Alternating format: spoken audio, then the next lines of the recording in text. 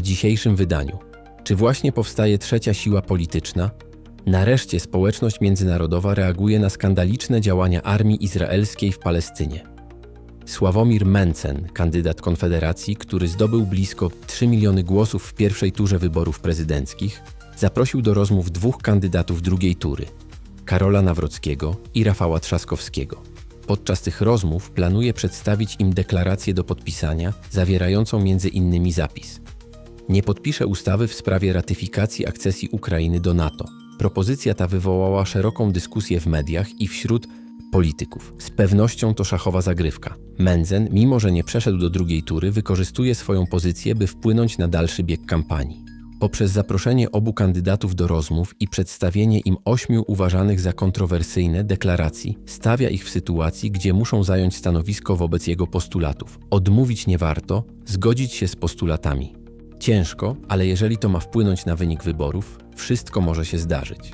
To posunięcie można interpretować jako strategiczne zagranie, mające na celu wzmocnienie pozycji Mencena jako wpływowego gracza na scenie politycznej, nawet jeśli nie zdobył on prezydentury.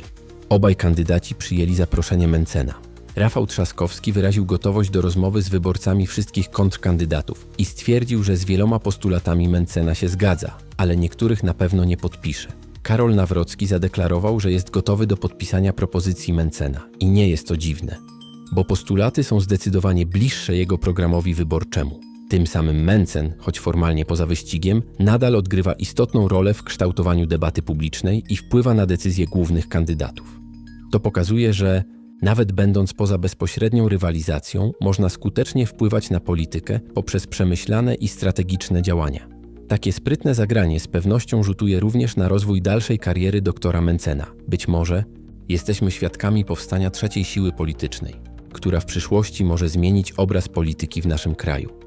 Przechodzimy do tematu drugiego.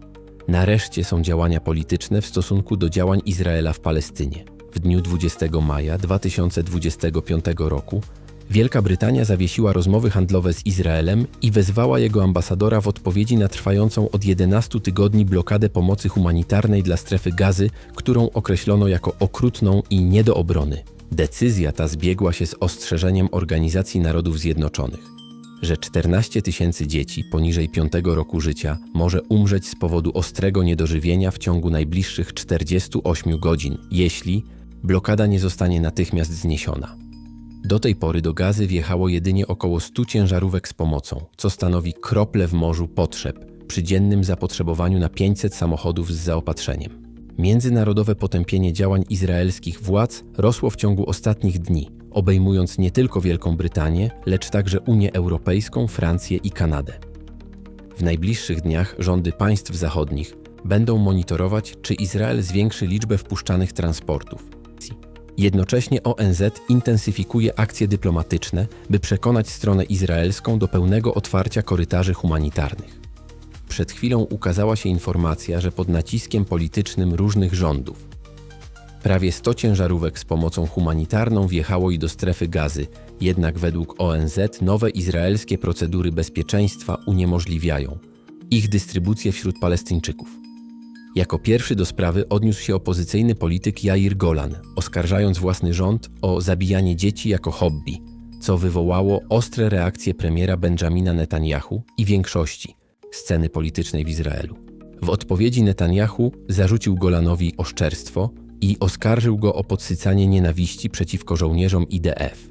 Dalsze napięcia wewnętrzne mogą prowadzić do kolejnych podziałów w izraelskiej scenie politycznej i eskalacji protestów ulicznych, równocześnie podnosząc ryzyko interwencji Rady Bezpieczeństwa ONZ lub kolejnych kroków dyplomatycznych ze strony kluczowych państw zachodnich.